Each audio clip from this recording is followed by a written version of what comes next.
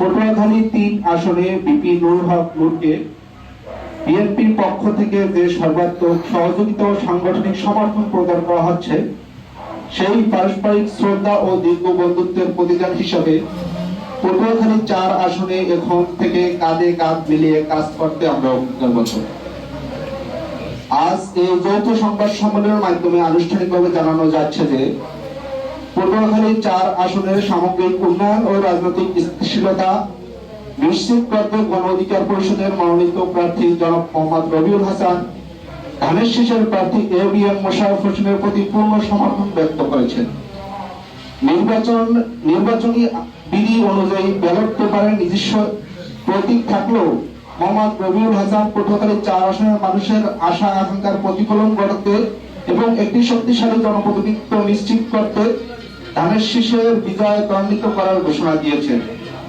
এই সিদ্ধান্ত কেবল একটি নির্বাচনী কৌশল নয়, বরং কলাপাড়া রাঙ্গামালীর মানুষের প্রতি আমাদের দায়বদ্ধতা ও ঐক্যের প্রতিফলন।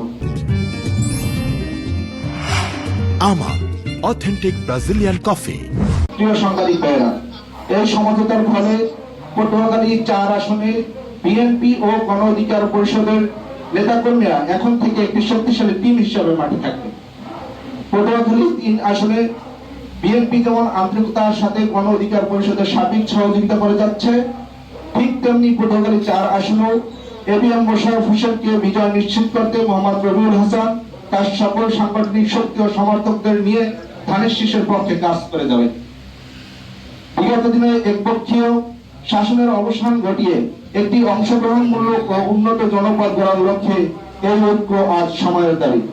সর্বশেষে আমরা বলতে চাই, আমরা বিশ্বাস করি পটুয়াখালী ৪ আসনের শান্তিকামী মানুষ এই ঐক্যবদ্ধ প্রচেষ্টাকে সাধুবাদ জানাবে এবং পটুয়াখালী ৪ ও পটুয়াখালী ৩ আসনে আমাদের এই নতুন বন্ধুত্বের বিজয় হবে সুনিশ্চিত।